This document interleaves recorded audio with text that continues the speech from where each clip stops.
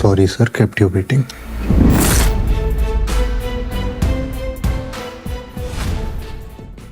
The movie begins with Freddy practicing to introduce himself to his date. He found his match after 5 years on a dating app. At the restaurant, his nervousness is overwhelming. His date cuts the evening short and leaves. Freddy returns home and tells his pet tortoise, Hardy, about his failed date. The next day, after returning from his clinic in the evening while painting model airplanes, Freddy receives a call. A mysterious woman claims to have seen his dating profile and now wants to meet. Freddy agrees and waits at the restaurant the next day. She never shows up. At a wedding with his aunt, she teases him about being single and taunting that the groom is 6 years younger than him. She points out a young woman named Kainaz and suggests he introduce himself. Freddy approaches Kainaz, but a drunken man, Rustam, interrupts them. Rustam is furious seeing his wife with another man. He shoves Freddy to the ground and storms off with Kainaz. That night, Freddy spent the whole night dreaming about her. The next morning, Kainaz walks into Freddy's dental clinic. A friend recommended his services for a wisdom tooth extraction. After examination, he schedules an X-ray for the following day. Kainaz reveals she once knew Freddy's late mother, a renowned cello player. She learned the instrument, but abandoned it after marriage to fulfill her duties as a wife. Kainaz arrives for her procedure. Freddy recommends general anesthesia over local for her safety and comfort. Once she's unconscious, he instructs his nurse to make tea. Alone with Kainaz, he leans in and confesses his love for her. After she awakens, he prescribes medication and schedules a follow-up appointment. He offers to drive her home, which she politely refuses. Freddy obtains her address from medical records and drives to her residence. He watches from his car as Rustam assaults Kainaz for not making dinner. Freddy wants to intervene, but realizes he cannot explain his presence. He retreats home, haunted by childhood memories of witnessing his father kill his mother and then himself. When Kainaz doesn't show up for her appointment, Freddy calls, emphasizing the importance of post-operative care. She agrees to meet, and he leaves his clinic immediately without checking other patients. Her bruised face tells the story of Rustam's abuse. Over ice cream in a park, she opens up about the extent of her husband's violence. Soon she leaves as her husband will be home in a minute. Freddy goes shopping for new clothes and gets a haircut. He went outside her home in the evening and called her, knowing that her husband was not home. Soon after, he and Kainaz begin meeting secretly when Rustam is at work, and they fall in love quickly. During a movie, he kisses her, but she leaves abruptly. When he can't reach her, he goes to her house and finds her badly bruised from Rustam's violence. Freddy proposes marriage. She declines, reminding him she's already married, but confesses things might be different if she were single. That night, Freddy reflects on their situation. By morning, he has a plan. He arranges to meet Kainaz and reveals his intention to kill Rustam so they can be together. First, she became angry as she couldn't kill her husband. Freddy told her she has no other chance. So, she's taken aback, but eventually agrees. Now Freddy thinks only about marrying her. He observes Rustam's nightly routine. He notes the predictability of his midnight runs. One night, Freddy took his gun and left his apartment in the car. On his way, he went to the track where Rustam runs.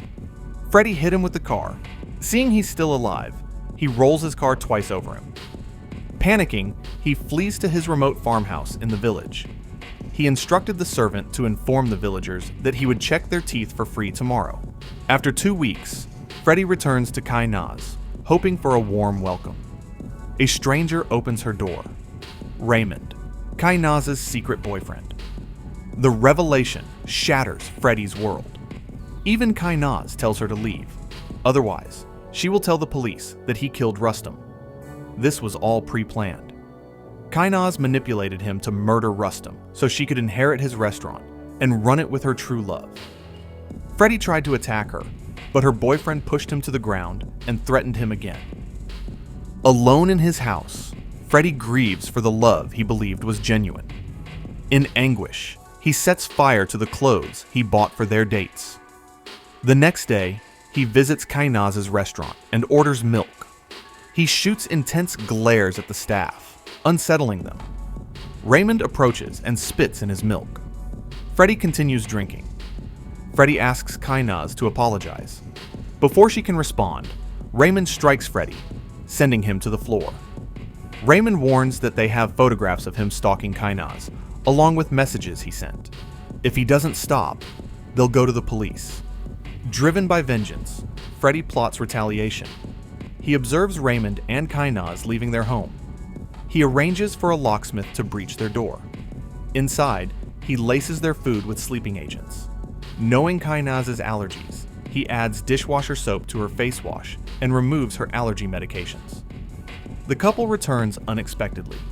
Freddy conceals himself on a bedroom windowsill. While both are in the washroom sharing an intimate moment, Freddy leaves by adding a sleeping agent to their food. Finally, he escapes when they're distracted. That night, confident his food tampering worked, he returned. He accesses Kainaz's phone, deleting incriminating photos and messages. He sends himself a text from her phone suggesting she borrowed his car. He deletes his photographs from Raymond's phone, and in the process, he slaps him repeatedly. Freddy then took the car keys and drained brake fluid from their car. Late at night, Kainaz wakes up and goes to the washroom, realizing her allergic reaction. She screams in terror. Raymond rushes her to the hospital, but their brakes fail, causing a horrific crash. They survive, but their troubles continue. The next day, their mechanic told Raymond that the brake fluid was empty.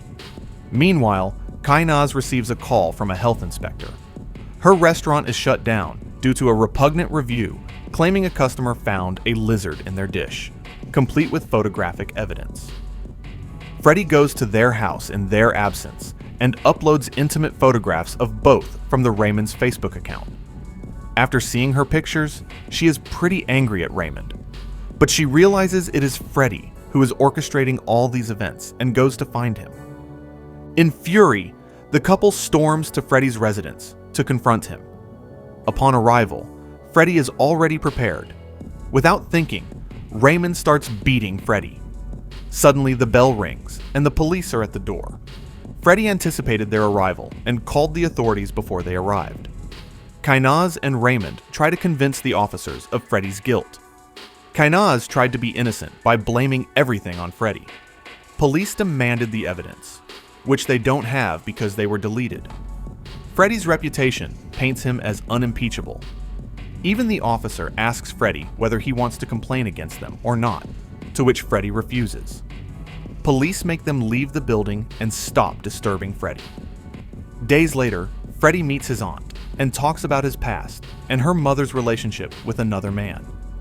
At night, when he returns home, he finds a bullet lying by his door, and his apartment is destroyed. He suspects Kainaz and Raymond. He calls them, taunting that he anticipated their retaliation and left a venomous snake in their living space. Their anxiety forces them to retreat to a motel. They call Freddy again and tell him that they turned his beloved turtle, Hardy, into soup. CCTV footage confirms their claim. Freddy mourns his pet, arranging a heartfelt funeral. He enlists a homeless man, paying him to mislead police with fabricated testimony about Rustam's murder. The man provides Freddy's license plate number. When police arrive at his clinic, first Freddy tried to hesitate, portraying himself as a feared person whom they would kill. Then he claims Raymond used his car the night of the murder, showcasing fabricated messages as proof. He even created a bigger picture by telling about the incident where they beat him at his house. The CCTV footage of the couple's break-in and leaving a bullet at the doorstep strengthens his case.